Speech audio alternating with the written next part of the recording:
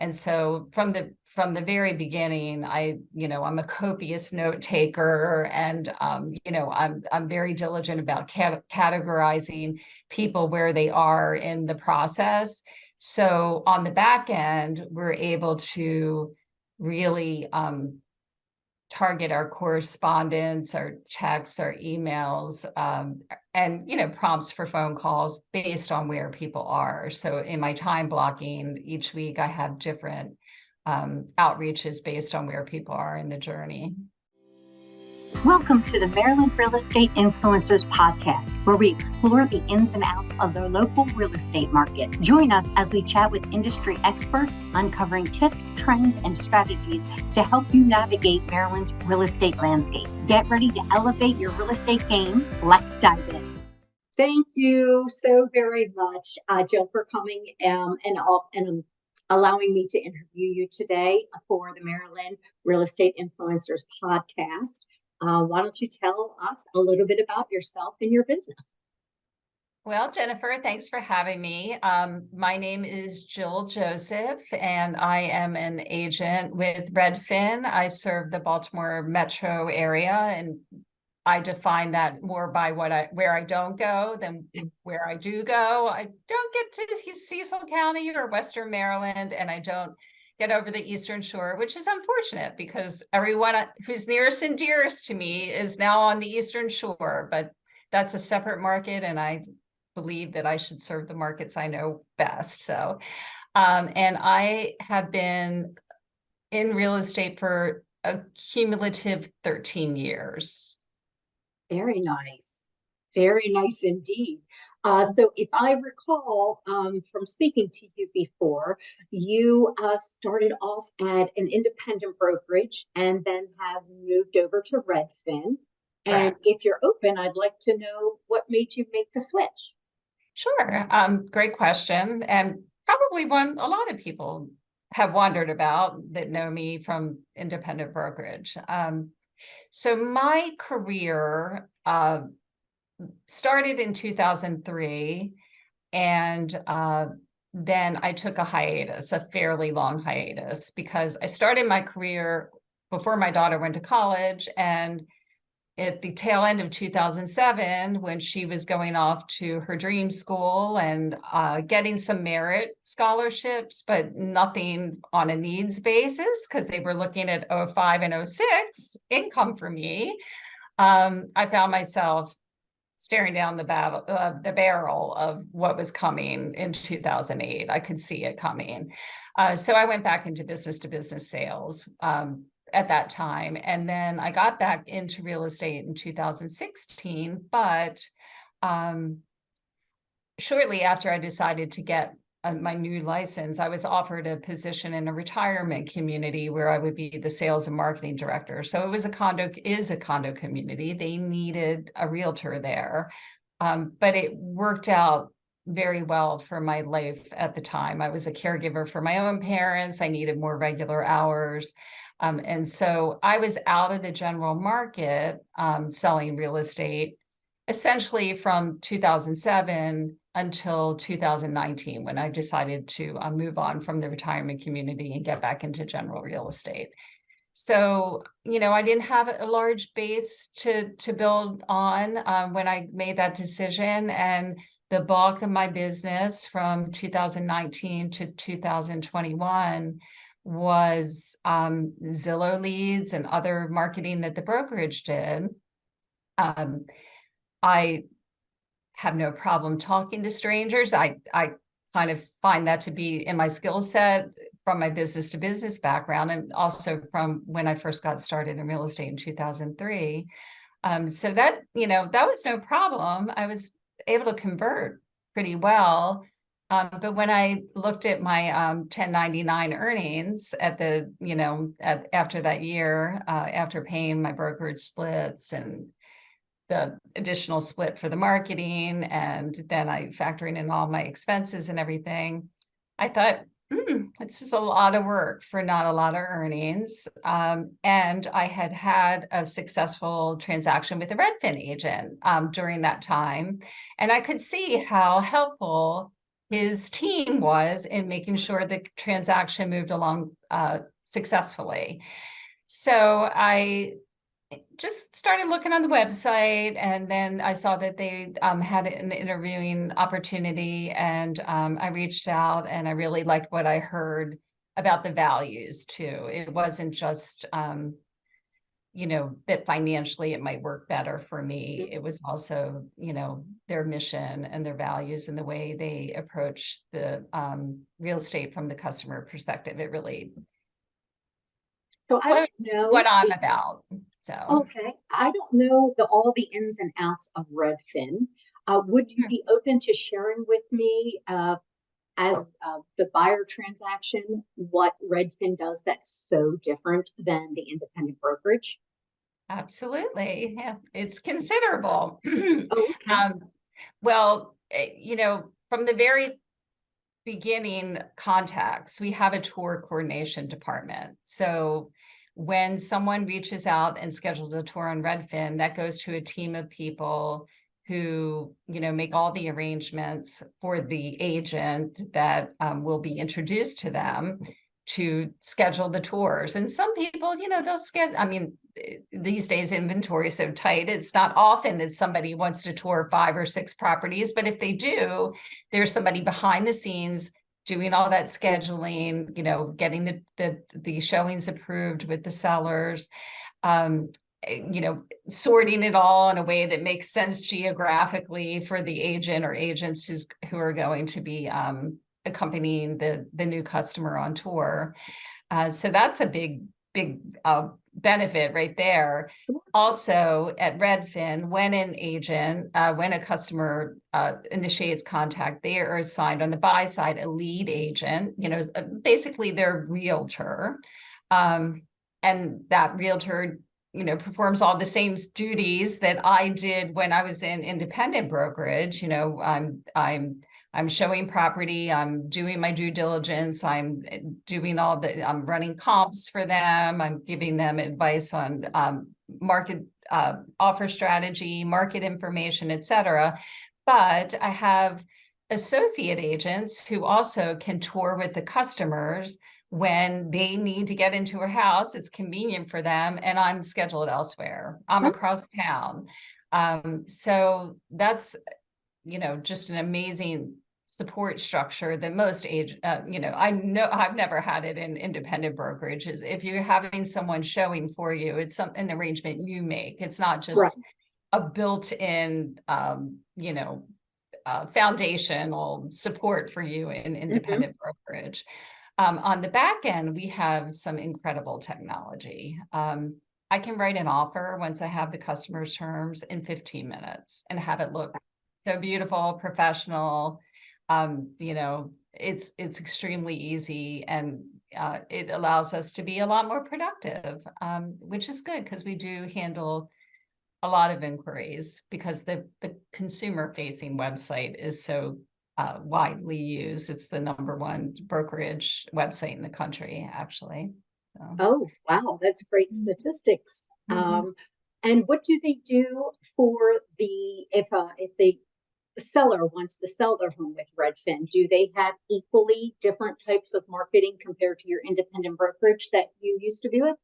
Well, the way I like to put it when I'm on a listing consult with a customer is that Redfin provides all of us agents who bring experience and due diligence and savvy and negotiations and pricing.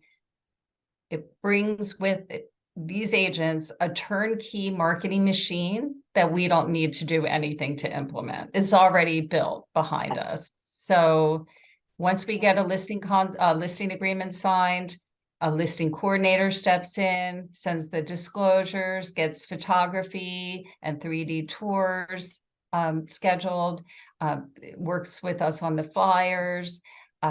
There's a back end dashboard that the seller can monitor at all times to see how many views and favorites and saves their listing is getting.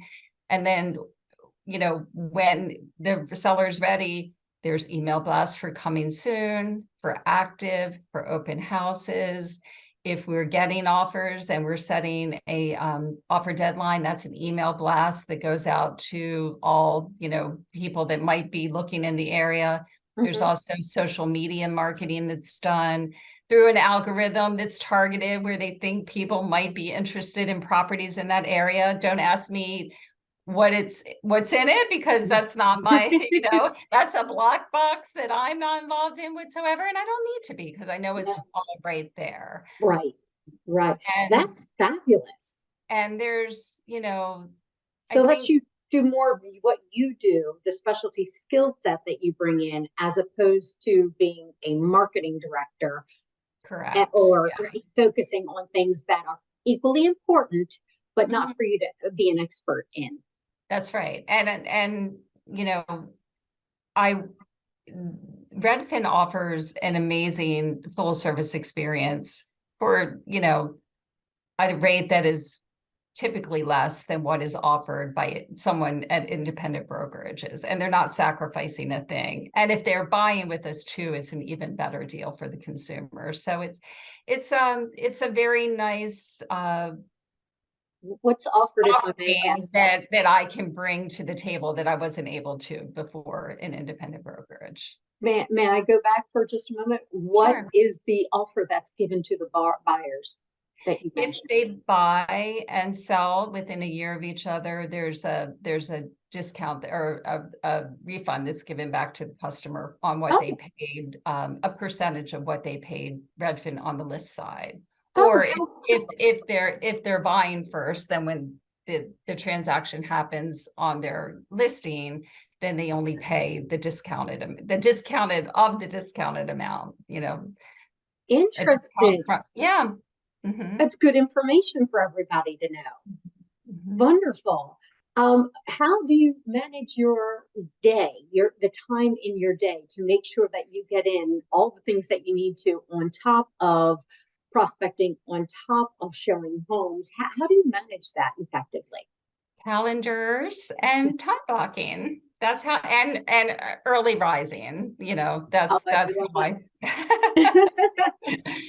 I hear you're an early riser too, Jennifer. I am an early riser. And I do like to start my day several hours earlier than my workday begins to get everything in. So if it's not on your calendar, it doesn't happen, right? It doesn't exist. Yeah. And I have another one at home too. And I've been made fun of that I have the one at home because if something's not noted on my home calendar, I have adult children and they're like, where are you at? It's not on the calendar. You should be home, because everything's noted on my calendar. Right. I have to say, my husband and I are not so great about it in our personal lives, but we both work a lot, so we give each other grace with that, and that's important too. Yeah. So what are the trends?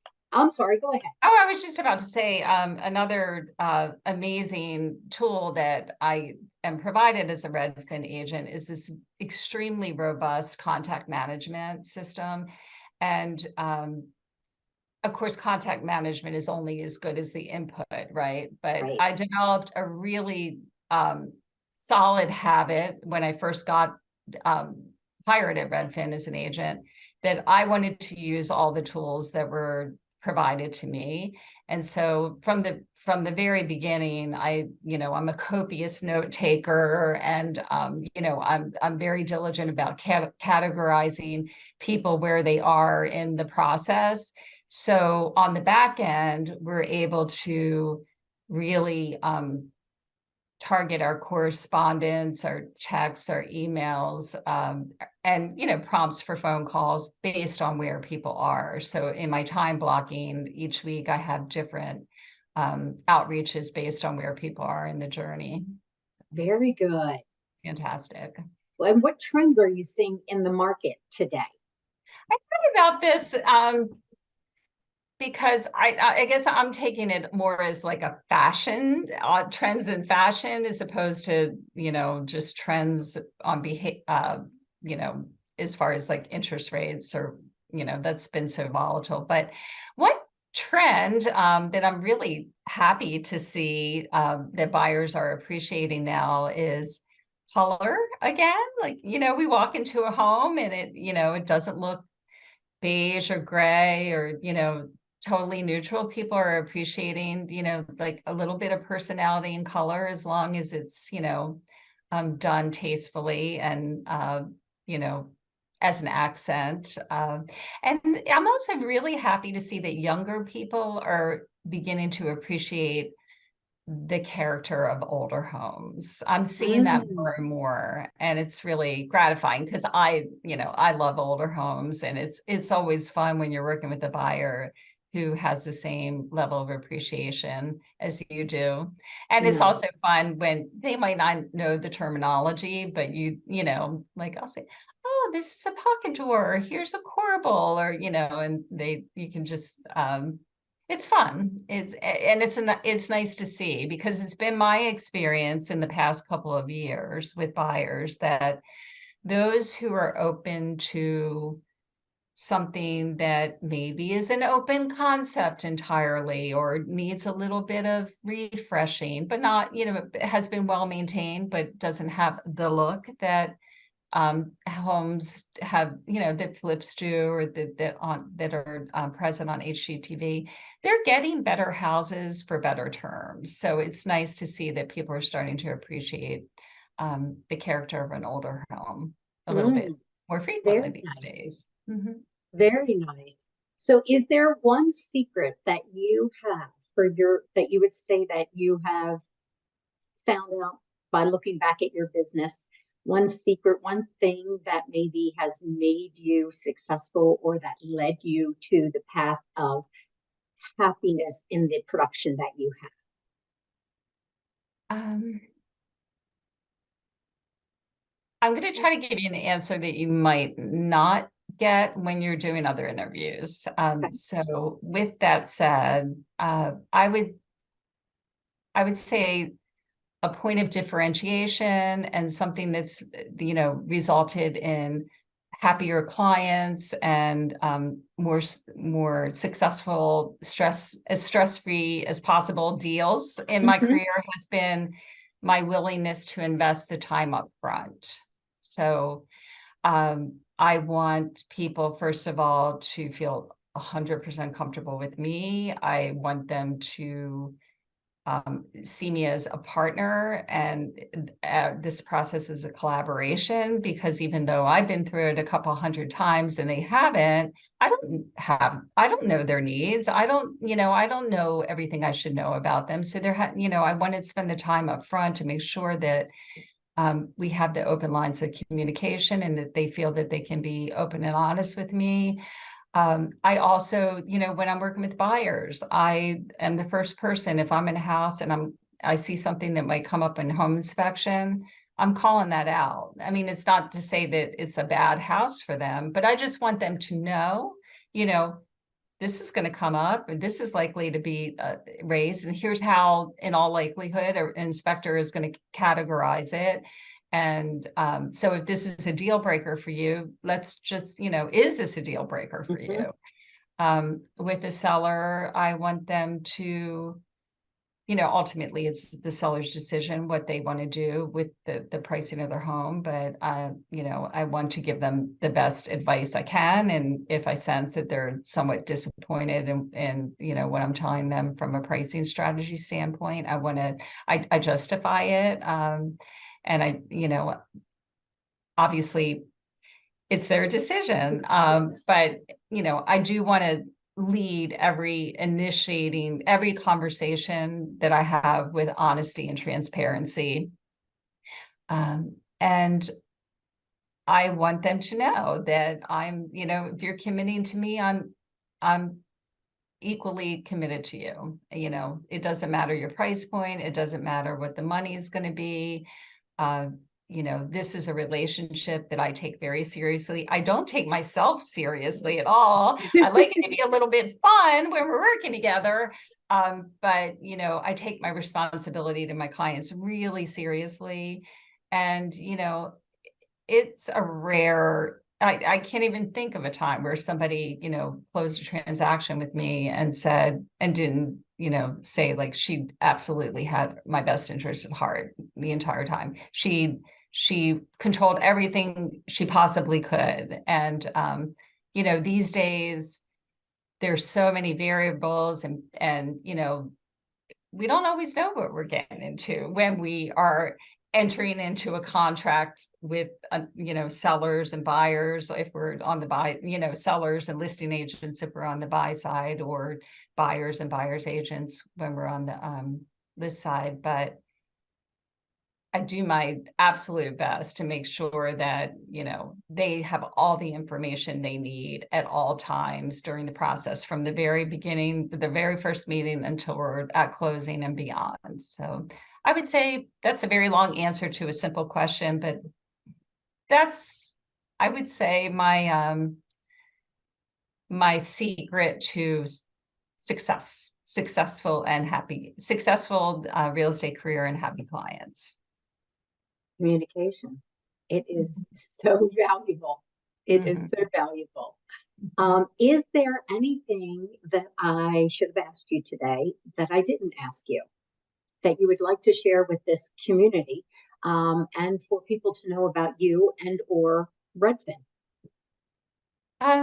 Well, I will, since your market and your audience is other realtors, I just would like to, I guess, put forth that there may be a lot of misperceptions about working with Redfin in the agent community at large. Because I hadn't been in the industry continuously from when I got my first license in 2003 until today, I probably haven't been witness to as many conversations about Redfin and discount brokerages, said in a derogatory way, that many other agents have been. But, Redfin agents are extremely productive, and that leads to experience. How do you successfully navigate a transaction? Is, with experience and with resources, and we have those as well. So I would say, if you get that Redfin offered, keep an open mind. I know that agents that I interact with on a daily basis here at Redfin in the Baltimore metro area are very professional and very knowledgeable. And, I know for myself, I'm extremely hands-on during the transaction. What feedback I often get from agents is, I never had a hard time getting a hold of Jill. She always got back to me. She was always in touch. And I have a team once we're under contract as well. And they're equally committed to having everyone, client and other agents, have title companies, lenders, have that experience of, these people are really on the ball, and this is a deal that's going to get done. So I guess that's what I would like you to know as well.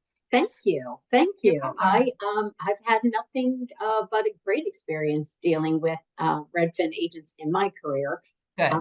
And so I think it's a very positive thing. Well, we think so too. Yes. So if there's somebody listening to this podcast that would like more information about you, or would like to speak with you and or talk to you about Redfin, is there a phone number and or a way of communication that you would like the people to reach out to you on, or would you like them to reach out to me and then for me to send them the correspondence to you? How would you feel? What would be most comfortable for you? My email's probably best, and Okay. that's jill.joseph@redfin.com. Perfect. Perfect. Thank you so much, Jill, for allowing me to interview you and finding out more about your business, finding out more about Redfin. My goal is to shine the light on the realtors in 2022 and 2023, in this last 12 months period, that are having success in their career, and that are in the top 5% of all agents nationwide. And I want to bring attention to you all, I always say y'all, as well as the rest of the industry, and let you know that there are agents out here being successful, having transactions, making money. And I want to share the positive and the encouragement with the community, because there's agents out here rocking it. And we just need to be more mindful of what we do every day, and get out there and take a piece of it. I just hear so much on social media or on the news or regular media, and I just want to get out there with these people such as yourself that are still doing transactions and still in the top 5% of realtors nationwide. And I want to share that news with the public. So thank you so much for being on this podcast. I am truly appreciative of your time today. Thank you. Have a good day. Okay. Bye. Bye. Thank you for joining the Maryland Real Estate Influencers podcast. We'd like to ask you 2 favors. Number 1, forward this podcast to 3 of your favorite realtor friends. They'll thank you for it, and I'll thank you for it too. Number 2, we'd love reviews. It helps get the word out.